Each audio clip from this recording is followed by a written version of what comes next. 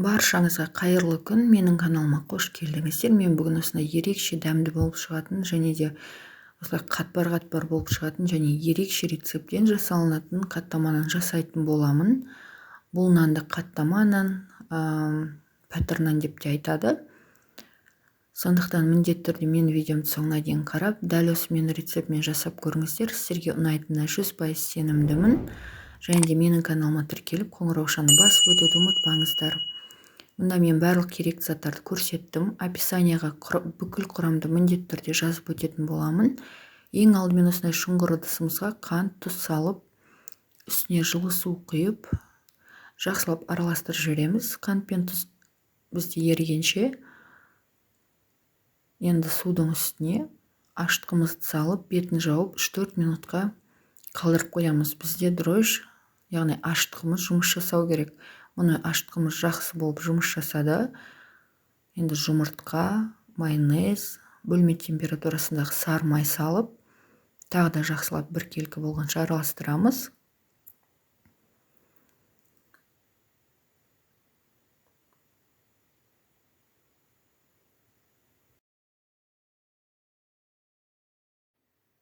Мұны мында енді біртіндетіп ұнымызды салып, қолымызбен қамыр илейтін боламыз.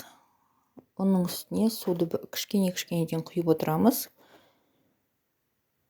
Солай біз жұмсақ қамыр илейміз. Қамырымыз қатты немесе қатты жұмсақ болмау керек. Орташа жұмсақтықта қамыр шығу керек бізде.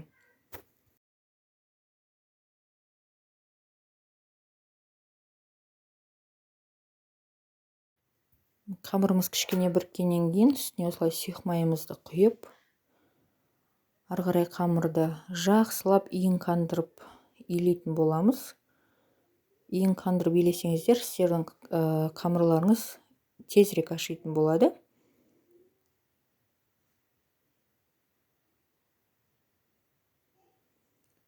Мына осылай илеп, бетін жауып 30 минутқа ғана қойып қоямыз. Біздің қамырымыз қатты ашып кетпеу керек, 30 минут қана ашса болды. Келесі пиязымызды дайындап аламыз. Менде осындай орташа 2 пияз алдым. Дәл видеодағыдай жіңішке қылып турап, бетіне кішкентай қасықпен 1 қасық тұзымызды салып, осылай қасықпен араластырып шетке қойып қоямыз. Бұл бізде маринадталады. Менде қамыр ашыды. Жарты сағат қана тұрды, өте жылы жерде. Қатты ашытып керек емес. Мына осындай өте керемет жұмсақ қамыр шықты. Кішкене ғана ұн сеуіп жүреміз, қамырымыз жабыспас үшін. Ары қарай қамырымызды орташа бөліктерге бөлеміз, дәл видеодағыдай.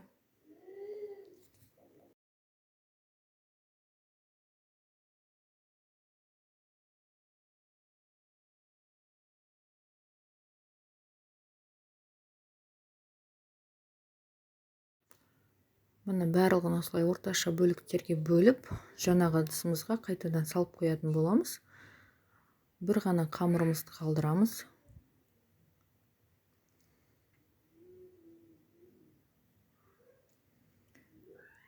Мұны үстеліміздің үстіне ұн сеуіп, ары қарай қолымыздың көмегімен, ары қарай оқтаумен жұқа қамыр жаятын боламыз.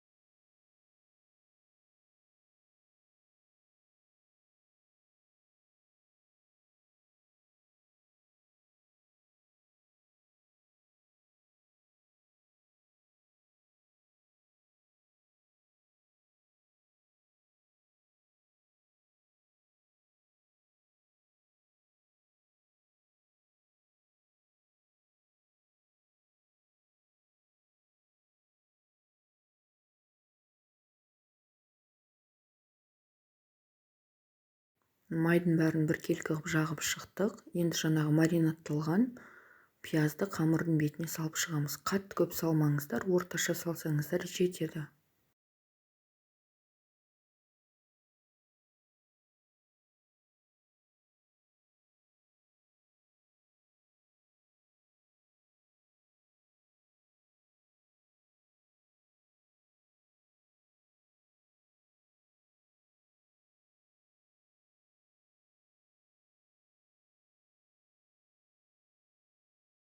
Келесі осындай арнайы қамыр кескіштің көмегімен немесе пышақтың көмегімен қамырымызды осындай бөлік қылып бөліп алатын боламыз.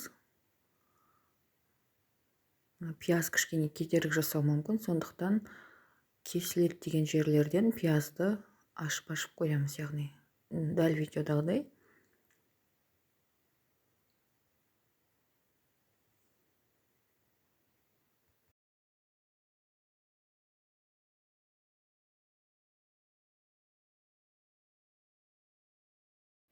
Келесі қамырды бір-бірінің үстіне осылай дәл видеодағыдай жинайтын боламыз. Мұнда кішкене кесілгенмен ашылмай қалуы мүмкін. Оны өзіңіздің қолыңыздың көмегімен ашып жіберетін боласыздар қамырды.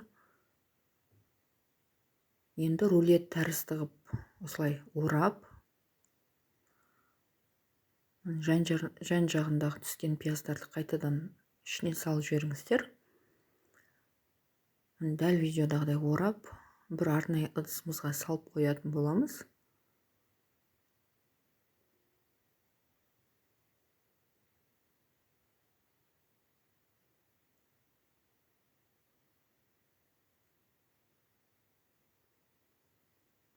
Келесі қамырды да дәл солай қылып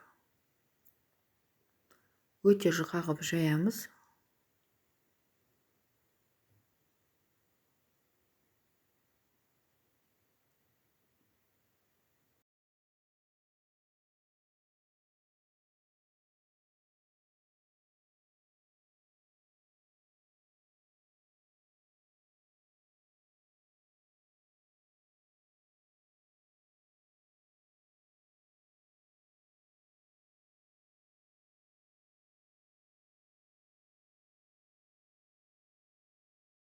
Мына келесі қамырды жұқа қылып жайып алдық.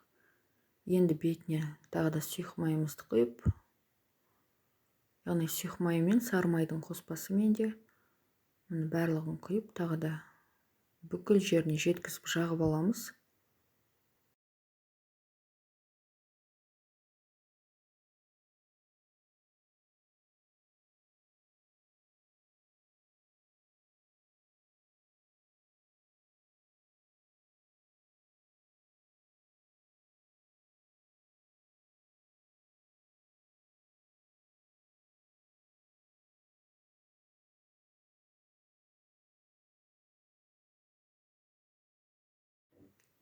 Келесі қамырды ең алдымен кесіп алатын боламыз. Жаңа мен пиязды үстіне салып сосын кестім. Енді осы жолы осылай пиязсыз бірінші кесіп алатын боламыз. Сіздер де дәл осылай жасап көріңіздер. Сонда кішкене оңайлау болады.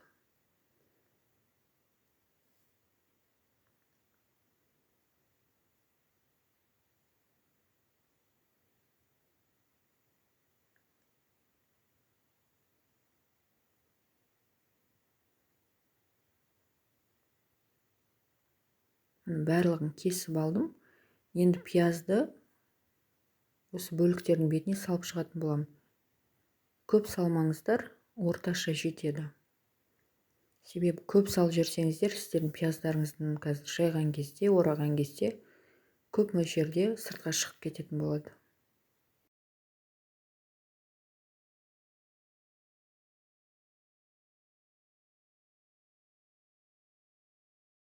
Мұнда дәл видеодағыдай бір-бірінің үстіне қойып, барлық бөлшектерді сосын рулет тәрізді қылып орайтын боламыз.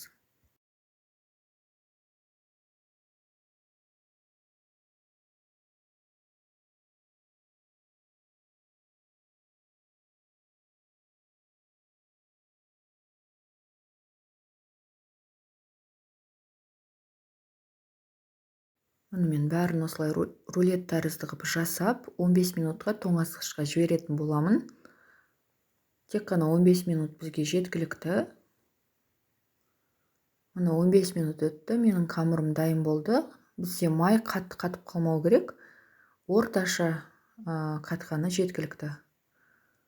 Мен осылай қолымның көмегімен жайып алдым, маған оқтаудың керегі болмады.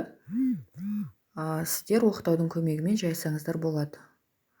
Қатты жұқа қылмаңыздар. Жұқа қылсаңыздар, сіздердің нандарыңыз қатты болып қалады, қытырлақ. Сондықтан дәл видеодағыдай нанның көлеміне келтіріп жайып алсаңыздар болады. Енді осы нандарымды мен 225 градуста алдын ала қызып тұрған пешке салып, қызарғанша пісіріп аламын. Сіздер өздеріңіздің пештеріңіздің қызуына қараңыздар. Егер қатты қызатын пеш болса, 200 градуста қызарғанша пісіріп алсаңыздар болады.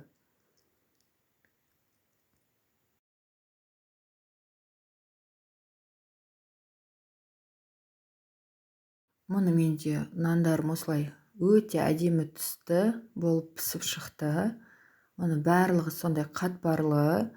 Дәмі енді сөзбен жеткізу мүмкін емес, өте керемет болып шығады. Сондықтан міндетті түрде осы рецептпен жасап көріңіздер. Сіздерге ұнайтынына 100% сенімдімін. Әр күн сайын шайға жасап жесеңіздер болады, немесе мерекелік дастарханға жасап қойсаңыздар болады. Қонақтарыңызға ұнайтынына мен сенімдімін. Сондықтан қорықпай жасап көріңіздер. Егер де сіздерге менің видеом пайдалы болса, менің каналыма жазылып қоңыраушаны басып өтіңіздер. Сіздер үшін әр күн сайын осындай пайдалы рецепттер шығатын болады. Және де лайк басып, комментарий жазып өтіңіздер. Егер сұрақтарыңыз болса, комментарийға қалдырыңыздар. Мен міндетті түрде сіздердің әрбірлеріңіздің комментарийларыңызды оқып, сұрақтарыңызға жауап беретін боламын. Назарларыңызға рахмет.